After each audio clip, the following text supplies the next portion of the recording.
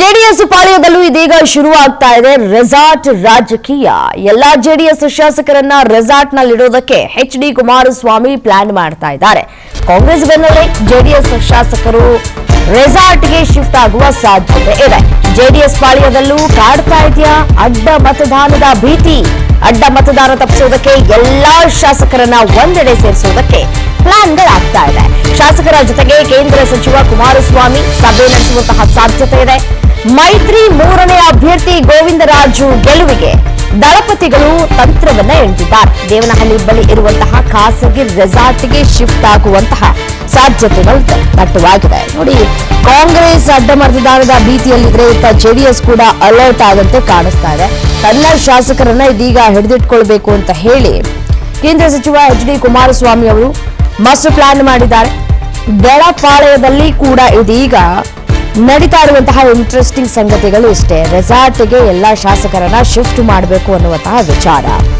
JDS ಇಷ್ಟೊಂದು alert ಯಾಕಾಗ್ತಾ ಇದೆ? ಆಗೋ ಕಾರಣ ಏನು? ಅಡ್ಡ ಮತದಾನದ ಭಯ ಜೆಡಿಎಸ್ಗೂ ಕಾಡ್ತಾ ಇದೆಯಾ ಅಂತ ಹೇಳಿ ಮೈತ್ರಿ ಅಭ್ಯರ್ಥಿಯ ಪ್ರತಿಷ್ಠೆಯಲ್ಲಿ ಬಹಳ ಕಾಡ್ತಾ ಇದೆ. ಸೊ ತಮ್ಮ ಪ್ರತಿಷ್ಠೆಯನ್ನ ಉಳಿಸ್ಕೊಳ್ಬೇಕು ಅಂತಂದ್ರೆ ಶತಾಯಗತಾಯವಾಗಿ ಗೋವಿಂದರಾಜು ಅವರನ್ನ ಗೆಲ್ಲಿಸಿ ಇರಬೇಕು ಜೆಡಿಎಸ್ನವರು. ಸೊ ಹಾಗಾಗಿ ಹೇಗಾದ್ರೂ ಮಾಡಿ ಗೆಲ್ಲಿಸ್ಬೇಕಲ್ಲ.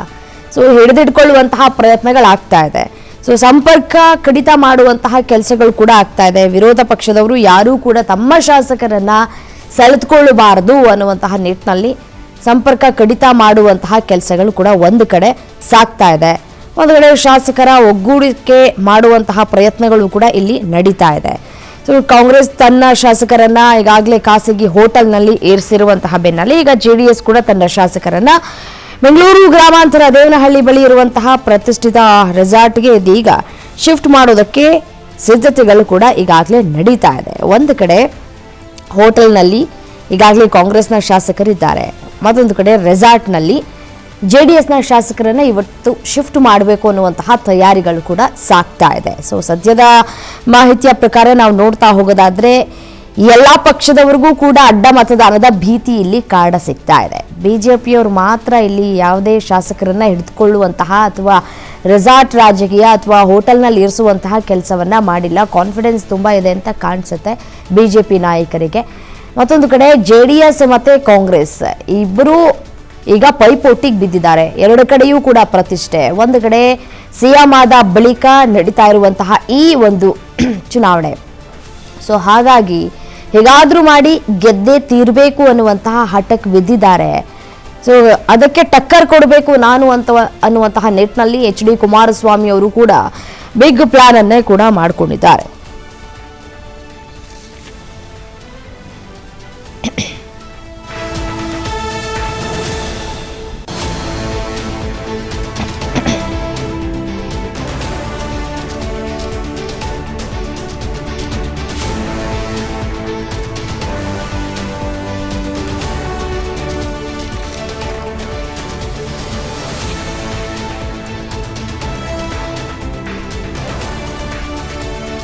ಇದೇ ವಿಚಾರಕ್ಕೆ ಸಂಬಂಧಪಟ್ಟಂತೆ ಮತ್ತಷ್ಟು ಡೀಟೇಲ್ಸ್ ಕೊಡ್ತಾ ಹೋಗ್ತಾರೆ ನಮ್ಮ ಪ್ರತಿನಿಧಿ ಹನುಮಂತರಾಜು ನೇರ ಸಂಪರ್ಕದಲ್ಲಿ ಜಾಯ್ನ್ ಆಗಿದ್ದಾರೆ. ಹನುಮಂತರಾಜು, ಒಂದು ಕಡೆ ಕಾಂಗ್ರೆಸ್ ರಾಜಕೀಯ ಅಂದ್ರೆ ಹೋಟೆಲ್ ರಾಜಕೀಯ ನಡೀತಾ ಇದೆ ಕಾಂಗ್ರೆಸ್ನಲ್ಲಿ, ಇದೀಗ ಜೆಡಿಎಸ್ನಲ್ಲೂ ಕೂಡ ರೆಸಾರ್ಟ್ ರಾಜಕೀಯ ಶುರುವಾಗಿದೆ. ಇಷ್ಟೊಂದು ಭಯ ಕಾಡ್ತಾ ಇದೆಯಾ? ಈಗಾಗಲೇ ಶಾಸಕರನ್ನ ಶಿಫ್ಟ್ ಮಾಡಲಾಗಿದೆಯಾ? ಶಿಫ್ಟ್ ಇನ್ನೂ ಕೂಡ ಮಾಡದೆ ಹಾಗೆ ಉಳಿದುಕೊಂಡಿದ್ದಾರಾ? ಶಿಫ್ಟ್ ಆಗೋದಾದ್ರೆ ಯಾವಾಗ ಆಗತ್ತೆ ಅಂತ ಹೇಳಿ. ಎಸ್ ರಮ್ಯಾ, ಏನು ವಿಧಾನ ಪರಿಷತ್ ಚುನಾವಣೆ ಸಾಕಷ್ಟು ರಂಗೇರ್ತಿದೆ. ಏನು ಮುಖ್ಯಮಂತ್ರಿ ಆದ ನಂತರದಲ್ಲಿ ಡಿ.ಕೆ. ಶಿವಕುಮಾರ್ ತಮ್ಮ ಆಪ್ತನನ್ನ ಕಣಕ್ಕೆ ಇಳಿಸಿದ ನಂತರದಲ್ಲಷ್ಟು ಸಾಕಷ್ಟು ಕುತೂಹಲ ಮೂಡಿಸಿದೆ. ಇತ್ತ ಡಿ.ಕೆ. ಶಿವಕುಮಾರ್ ಮುಖ್ಯಮಂತ್ರಿಯಾಗಿ ಮೊದಲ ಚುನಾವಣೆ ಎದುರಿಸುತ್ತಿದ್ರೆ, ಚಾಲೆಂಜ್ ತಗೊಂಡು ಮೊದಲ ಚುನಾವಣೆ ಎದುರಿಸ್ತಿದ್ರೆ, ಮತ್ತೊಂದೆಡೆ ಡಿ.ಕೆ. ಶಿವಕುಮಾರ್ ಎಚ್.ಡಿ. ಕುಮಾರಸ್ವಾಮಿ ಕೂಡ ಸಾಕಷ್ಟು ಸವಾಲಿನ ತಂತ್ರ ಕೂಡ ರೂಪಿಸ್ತಿದ್ದಾರೆ. ಒಂದೆಡೆ ಏನು ಕಾಂಗ್ರೆಸ್ಗೆ 4 ರಿಂದ 5 ಮತಗಳ ಕೊರತೆ ಇದ್ರೆ, ಜೆಡಿಎಸ್ಗೂ ಕೂಡ ಕೆಲವು ಅಂತರದ ಮತಗಳ ಕೊರತೆ ಇದೆ. ಇದನ್ನ ಭೇದಿಸಲು ಕೂಡ ಕುಮಾರಸ್ವಾಮಿ ಅವರು ಈಗಾಗಲೇ ಕಾಂಗ್ರೆಸ್ನ ಅಸಮಾಧಾನಿತ ಶಾಸಕರಿಗೆ ಈಗಾಗಲೇ 14ರಿಂದ 15 ಜನರಿಗೆ ಕಾಲ್ ಮಾಡಿ ಏನೋ ಮತಗಳು ಹಾಕ್ಬೇಕು ಅಂತೇಳಿ ಈಗಾಗಲೇ ಕಾಂಟ್ಯಾಕ್ಟ್ ಮಾಡಿದ್ರು ಅಂತ ಹೇಳಿ ಬಾಲಕೃಷ್ಣ ಕೂಡ ಆರೋಪ ಮಾಡಿದ್ದಾರೆ.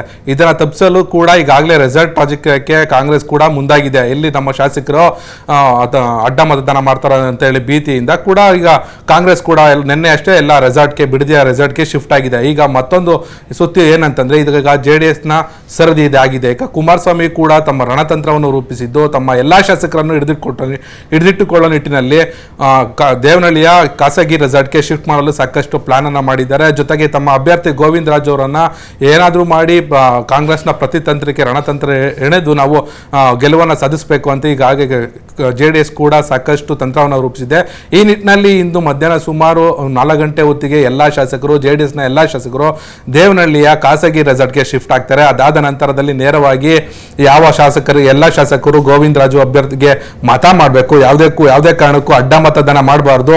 ಜೊತೆಗೆ ಯಾವುದೇ ಆಮಿಷಗಳಿಗೂ ಒಳಗಾಗಬಾರ್ದು, ಕಾಂಗ್ರೆಸ್ನ ಆಮಿಷಗಳಿಗೂ ಕೂಡ ಒಳಗಾಗಬಾರ್ದು ಅಂತ ಹೇಳಿ ಈಗಾಗಲೇ HD ಕುಮಾರಸ್ವಾಮಿ ಅವರು ಸಹ ಸಲಹೆಯನ್ನು ನೀಡಿದ್ದಾರೆ. ಇದ್ರ ಜೊತೆಗೆ ಏನು ಖಾಸಗಿ ರೆಸಾರ್ಟ್ನಿಂದ ನಾಳೆ ನಡೆಯುವಂತಹ ಪರಿಷತ್ ಚುನಾವಣೆಗೆ ನೇರವಾಗಿ ಒಂದೆಡೆ ಬಿಡದಿಯಿಂದ ಕಾಂಗ್ರೆಸ್ನ ಶಾಸಕರು ಬಂದ್ರೆ ಇತ್ತ JDS-ನ ಶಾಸಕರು ನೇರವಾಗಿ ದೇವನಹಳ್ಳಿಯ ಖಾಸಗಿ ರೆಸಾರ್ಟ್ನಿಂದ ಈಗ ವಿಧಾನ ಪರಿಷತ್ ಚುನಾವಣೆಗೆ ಬರಲಿದ್ದಾರೆ. ರಮ್ಯಾ.